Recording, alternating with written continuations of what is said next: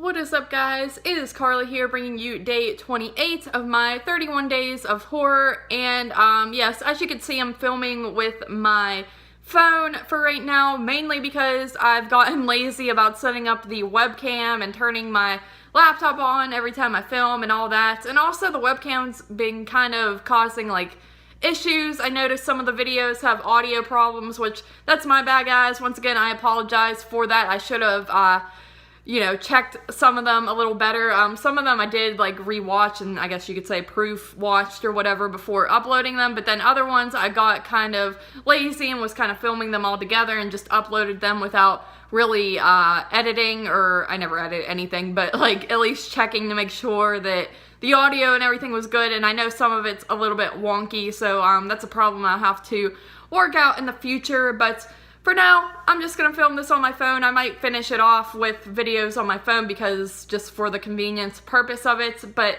today I am here to discuss Scream 3. And sorry, I know it's mirrored and backwards and all that, but what are you going to do? Scream 3 from the year 2000 though. This movie, once again, you're following Sidney and Dewey and Gale, but this time Sidney has been kind of living in isolation or seclusion, I guess you can say. She has a house that's kind of out in the middle of nowhere, and she's working as a crisis counselor where she answers anonymous phone calls and helps people out who are struggling with different problems. And that's just kind of what she's been doing with her life, and she's kind of content with that lifestyle because no one can find her or kill her or track her down or anything because she lives in the middle of nowhere and her job is a work from home job. So that's kind of how she's decided to live, just due to the traumatic events that she's been through in the past two films. And meanwhile, you got Dewey and Gale again, and they're kind of estranged again, which is something that always kind of annoyed me with these movies. It's every single movie, it's they meet up and they're oh, it's you, and then they hate each other and then they love each other again. But whatever, they're also kind of estranged in this film, and you're not really dealing with the main crew for a little bit. You kind of are dealing with this other plot where people are trying to film Stab 3, it is. I always forget which Stab movie it is, but they're filming Stab 3, which of course is the made-up movie series within the movie that is based on Scream and the story of what happened and those events and things like that. So you have this film crew, they're filming the film, and of course you have the character of Gale and Dewey and Randy and camera guy and things like that. All these just duplicate characters who are supposed to be playing the part in the movie. As you can see, my cat's walking by, but so you're dealing with that, and of course there's a new killer on the loose, and he's dressed like Ghostface, and once again there are more killings going on. So that's what's going on in Scream 3, and of course Sidney ends up meeting up with everyone and trying to take down whatever bad guy this is this time. Once again, it's another Scream movie. It's the same type of plot. It's hard to really even explain the plot because it's just the same thing over and over again. This one does take a different turn with the idea that you're kind of dealing with the film crew for this film, and there's some parts in the movie where it's taking place inside the studio and the set and stuff like that. That's kind of cool. I never really liked this movie growing up, but oddly enough I actually enjoyed it a little bit better than part 2 this time around, which is a rarity. I still think part 2 is probably a better movie than this one is, but I just found this one to be a little more entertaining.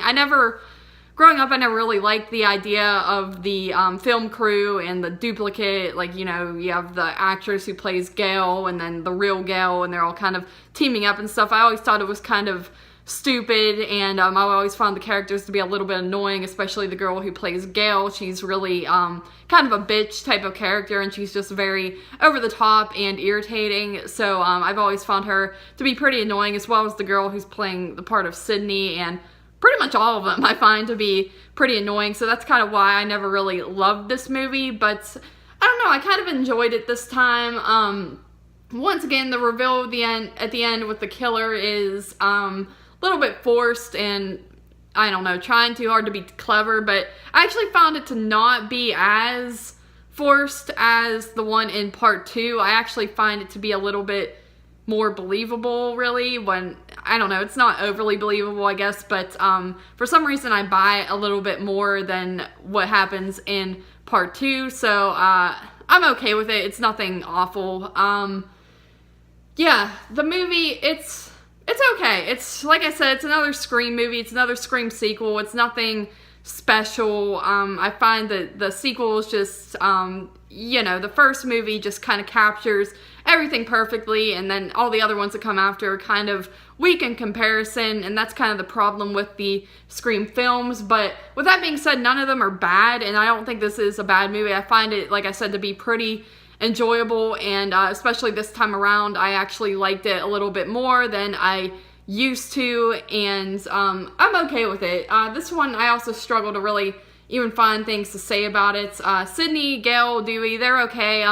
Dewey I actually find to be a little bit annoying in this movie as well. He's always been kind of like a grown child, and in this film, the way he delivers lines is just very childish sometimes, and sometimes it comes off as funny, but other times I've just kind of had enough with it. But either way, it's not a bad movie. I'd probably give this one like a 7 out of 10, so not a bad film. Like I said, it's another Scream movie. Everyone knows the Scream films, and they're more just for the fun of putting on, and especially for marathoning purposes. I think they all flow nicely together. So Scream 3, give that a 7 out of 10. Thank you guys once again for joining me for day 28 of my 31 days of horror, and I will see you for day 29.